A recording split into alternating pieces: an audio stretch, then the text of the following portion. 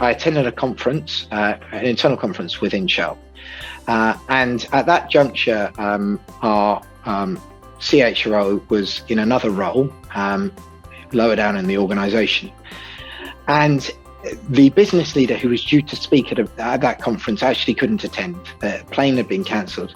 And he stepped in and was able to speak to the business agenda with such preciseness, such understanding of the detail. I was simply blown away by his understanding of what was going on, the drivers, the economic realities, what we needed to do next. And it was something that really struck with me. It made me realize what it took to actually have a seat at the table. It certainly led me to a real understanding that if you want to add impact, you need to be able to understand the business intimately, not just at a top line level.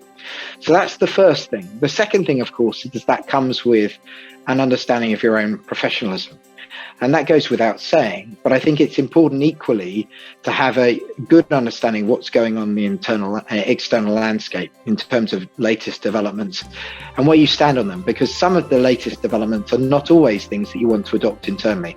So it's important to think about why those things are happening externally and how they apply within your context. But as I've moved through different roles, the things that I've learned most importantly are around learner mindset. There have been a number of instances, and the most important moments that I have grown over my career, I reflect on, are moments that are on top of the day job, where you've been asked to take on a project. And there are moments where you're asked to take on leading roles in those projects, and you have a realization that I don't know what I'm doing. And that can feel particularly vulnerable. But it's at those moments that I think you have to fall back on things like the business understanding and the professionalism. And it's important there also to have courage in your own beliefs, and realize that whilst you may not have all the answers, there are ways of getting there. And the first and most important of those is about having coalitions around you. The second thing is that whilst it's important to be principled, it's also really important to have a listening ear and to be pragmatic. There are instances where I think basically you need to realize when to compromise.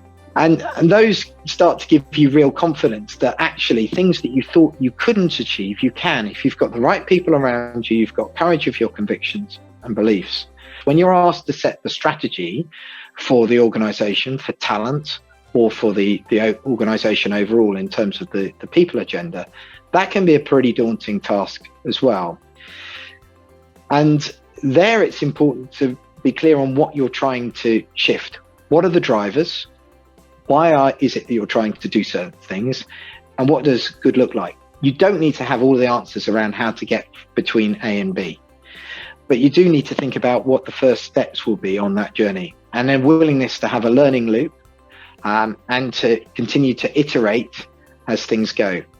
So to recap, it's about understanding the business and having your professionalism. It's the courage of you and having clear beliefs. It's around the coalitions of people you have around you, and the pragmatism and the willingness to compromise. And when you're setting an agenda, realize, engage early, be clear on the drivers, why you need to make a change and what good would look like, but then essentially engage early in getting understanding and buy-in. And those are the key reflections that I would have.